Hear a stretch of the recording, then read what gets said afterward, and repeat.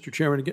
Again, congratulations on the nomination. I have a couple of questions, and I want to get into the issue of Russia and Ukraine, and not just the unprovoked military attack on innocent people, but also the propaganda that I see being used by Russia, targeting specific populations around the world. It's a fascinating thing that I wasn't aware of until I really dug into this. And Russia's attempting to influence and persuade African nations. Interestingly enough, evidence of its impact clearly shown during the vote, I think, at the United Nations on March 2nd of this year. The United Nations General Assembly passed a resolution condemning Russia's invasion of Ukraine. Vote was 140-5, demanding that Russia immediately cease its use of force against Ukraine, refrain from any further unlawful threat, condemn the violations, all of that. Yet over half of the African countries did not vote to support it.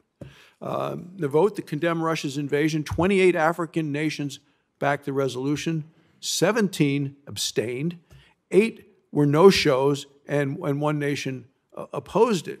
So we know that Russia has had an extensive propaganda operation.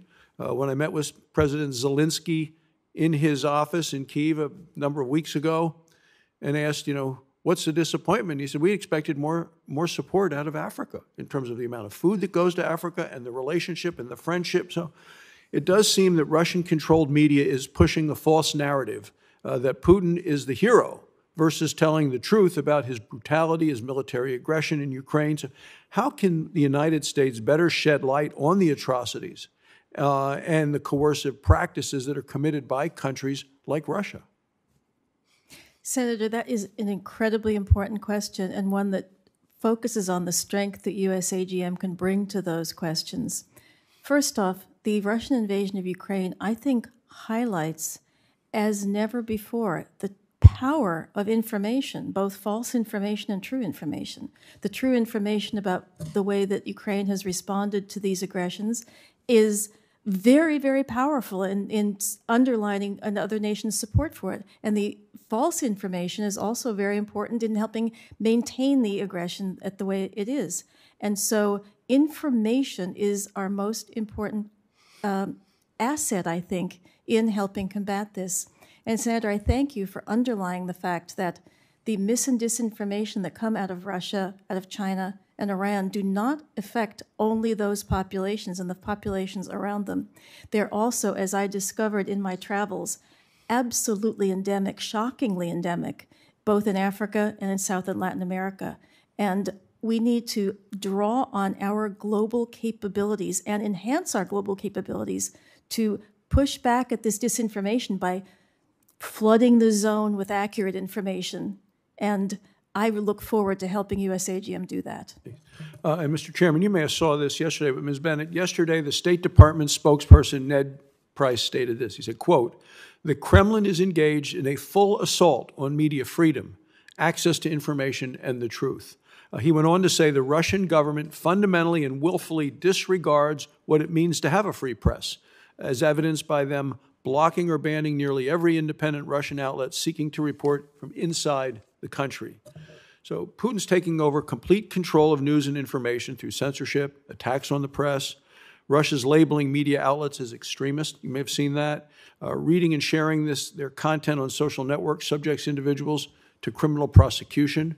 Russia passed a law imposing 15 years in jail for sharing information that goes against Putin's narrative on Ukraine, basically against the truth.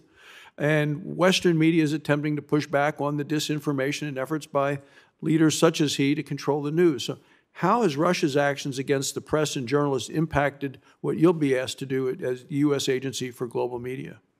Thank you, Senator. It impacts it in a couple of different ways. One, as you mentioned, the crackdown on the ability of ordinary citizens to receive information and for journalists inside the country to report information makes it increasingly important that our efforts to make sure that we keep ahead of the circumvention tools that we have at our disposal right now and advance them so that we can increasingly get into these closed societies. We have lots of evidence in Russia, in China, and Iran that the people there, when given the opportunity, will seek out this information, and we need to make it available to them. And I would also underscore for you that the issues, the very dreadful issues that you've just talked about the security and safety issues affecting journalists there, I think does help underscore the role that the passion and mission of journalists play in continuing to do this valuable work. So that leads into my final question, Mr. Chairman. Thank you for allowing me to go over my time. So what steps can the agency take to get accurate information and news to the Russian people about what their government's actions really are in Ukraine? Senator, there's many different ways we can do that. Some of them are technological and some of them are social, but we can see right now that Voice of America and Radio Free Europe are right now getting record traffic from both inside and the Russian periphery.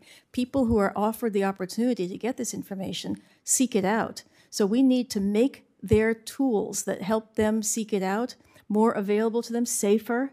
And we also need to get ahead of the technology so that as the Russians and the other authoritarian regimes seek to shut down these countries, that we are equally capable in bypassing those barriers. Thank you for your helpful answers. Thank you, Mr. Chairman.